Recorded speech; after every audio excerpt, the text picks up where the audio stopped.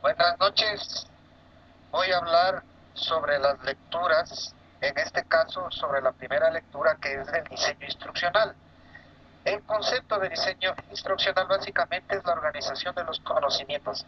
Tenemos que tener en cuenta que estamos hablando de una educación online a distancia, ¿no? Entonces aquí todo se centra en el estudiante, se está dando autonomía para que el estudiante desarrolle sus propios conocimientos en base a su propia perspectiva de la vida y a su propia experiencia. En esto tiene que ver mucho la autorregulación, la autodisciplina, que nos permite alcanzar metas y definitivamente poder aprender eh, haciendo y también aprender de la experiencia de los otros compañeros de grupo. Esa sería mi intervención, básicamente el resumen de la primera lectura. Muchas gracias. Bueno, existen varios modelos para hacer un diseño instruccional, entre los cuales los más utilizados son los diseños de Digan Carrey, Hannah Peck, Nirk y Gustafson y Pradie. Digan Carrey que utiliza todas las fases de un proceso interactivo, identifica metas instruccionales y termina con una evaluación sumativa. Hannah Peck utiliza tres fases. La primera, establece necesidades y metas. Segundo, el diseño. Y tercero, el desarrollo e implementación. Nirk y Gustafan también utilizan tres fases en este modelo, que son la determinación de problemas, el diseño y el desarrollo. También existe otro modelo que es el modelo PRADI. Este modelo es una modificación del modelo ADI. Utiliza cinco etapas: el análisis, el diseño, el desarrollo, la realización, la evaluación, y agrega la P para definir una etapa de preanálisis. Bueno, yo voy a hablar sobre las plataformas institucionales. Son sistemas integrados de aprendizaje que permiten gestionar, publicar y hacer el seguimiento de los diversos tipos de cursos de niños. Existe diversidad de plataformas institucionales, que son algunas de software libre y otras vueltas necesitan licencias saturadas. Dentro de las principales o más conocidas plataformas institucionales tenemos Learning Spain, Blackviews, Blackboard, Science y Moodle.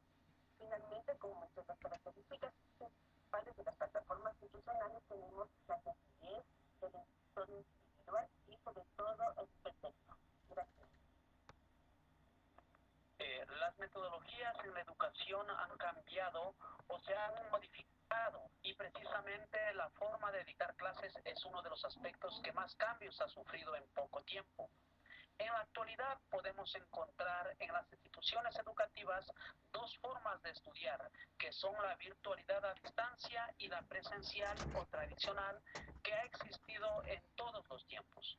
En este apartado quiero profundizar las diferencias entre la educación virtual y la educación presencial.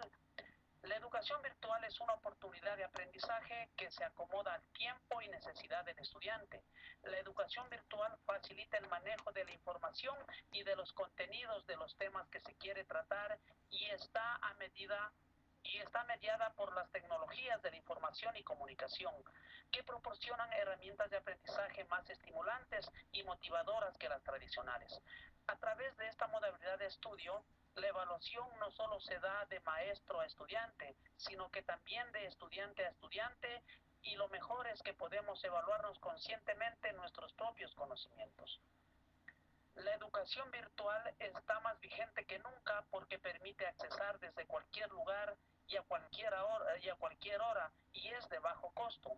Estas características de accesibilidad económica y frecuencia dan eficacia y eficiencia al aprendizaje virtual. Sin duda, la educación virtual es posible gracias a las tecnologías y en especial al Internet, porque con ellas se rompieron las barreras y limitaciones físicas para darle paso a las aulas virtuales en donde fácilmente se puede integrar a personas de todo el mundo. Los estudiantes en esta modalidad son protagonistas y gestores de su propio conocimiento, y la interacción entre docentes y los estudiantes es sincrónica y asincrónica. En la educación presencial es una forma de enseñar e impartir conocimientos de manera tradicional. Esto es en un aula de clases con un maestro y material didáctico. Otro aspecto a destacar en la educación presencial es que hace uso uso de distintos elementos de investigación, como libros, revistas, videos e internet. Los estudiantes son personas pasivas y receptoras de los conocimientos. La interacción en esta modalidad entre el docente y los estudiantes es solo sincrónica. Finalmente, nos queda concluir que la educación a distancia es más autónoma e independiente y hasta más interactiva que la tradicional. Sin embargo, la educación presencial ofrece beneficios como la socialización directa, tan importante para el ser humano. Bien, yo les voy a hablar sobre la educación a distancia hoy. Los orígenes de la educación a distancia pueden ser encontrados en el avance tecnológico que ponen a la educación formas distintas y eficaces de transmitir mensajes educativos en los requerimientos individuales y profesionales, así como en las aspiraciones de grupos para crecer educacional y socialmente. La evolución de la educación a distancia empieza por citar algunos desde 1728 en la Gaceta de Boston, ofreciendo cursos por correspondencia. En 1858, la Universidad de Londres otorgaba títulos por correspondencia. La instrucción a través de un medio como la radio se da en 1947 con la Radio Sorbona.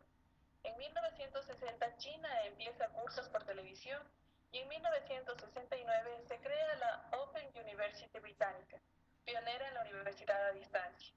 Hoy por hoy, la educación a distancia está entendida como una construcción científica que consiste en la sistematización de leyes, principios y normas con el objeto de describir, explicar, comprender y predecir el fenómeno educativo en la modalidad a distancia y regular la intervención pedagógica en el ámbito educativo en forma flexible.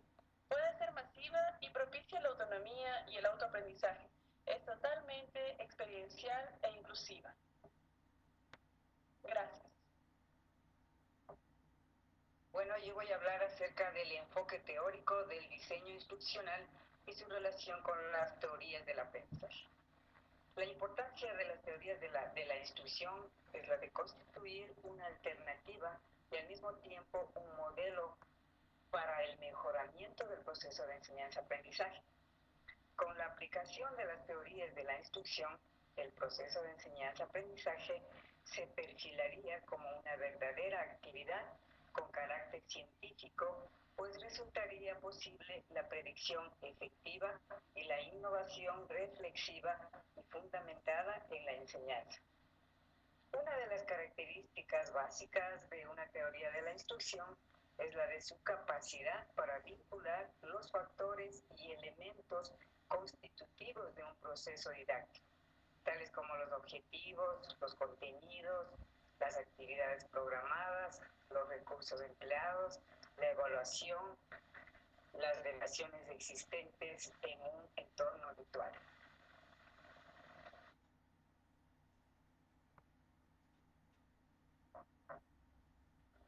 Buenas noches.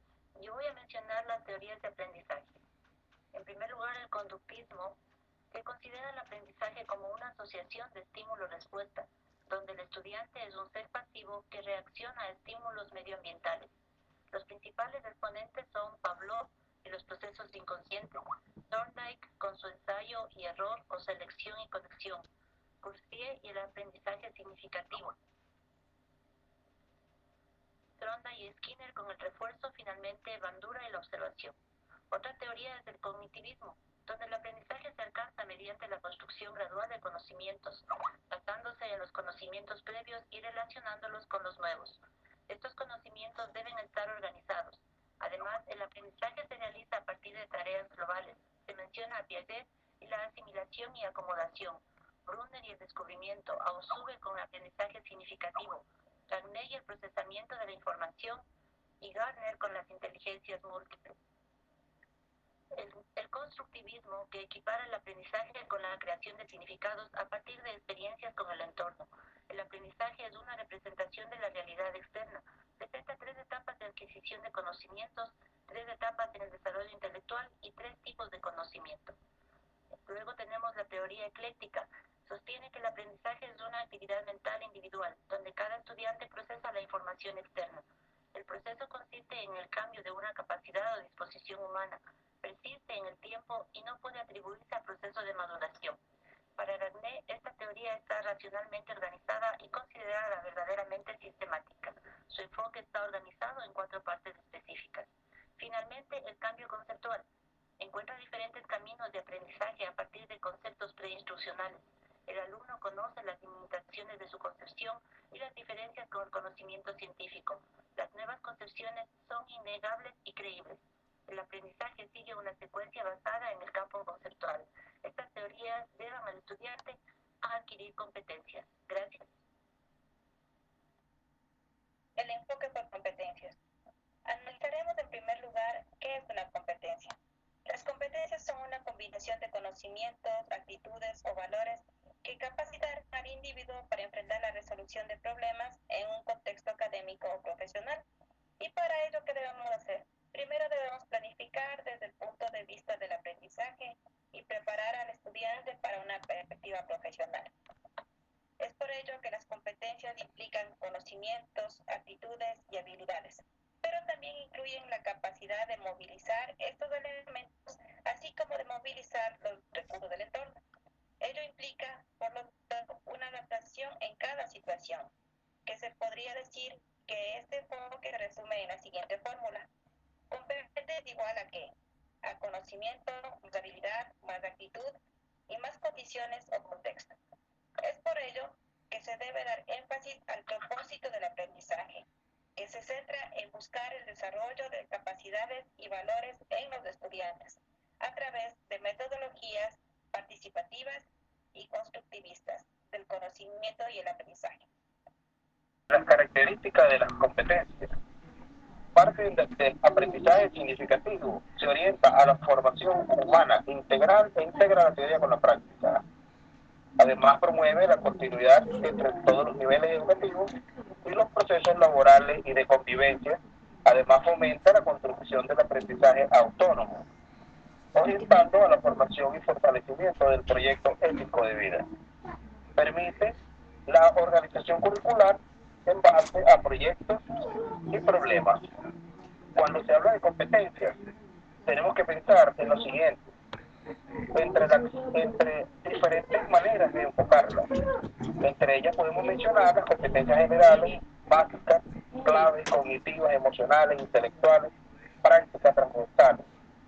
Ser docente en la sociedad actual es algo más que tener conocimiento. Se requiere ser un facilitador, un coordinador de experiencia y de aprendizaje y promotor de estrategias que ayuden a los estudiantes a aprender de forma activa, participativa, autónoma, que te fortalece hasta llegar a que los estudiantes sean responsables de sus propios procesos de aprendizaje. ¿Qué podemos concluir sobre los diseños instruccionales en la educación virtual? El diseño instruccional se define como una ciencia del arte para elaborar y organizar guías y materiales didácticos a utilizar para mejorar la instrucción y el proceso de enseñanza-aprendizaje. Además, el diseño instruccional es competencia exclusiva de un equipo de expertos instruccionales, entre ellos educadores y profesionales de cualquier nivel.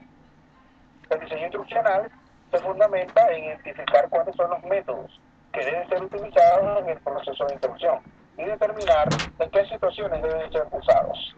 De la combinación de los métodos y situaciones se determina la teoría del aprendizaje. Estas describirán los efectos, los modelos de instrucción, entendiéndose como componentes estratégicos.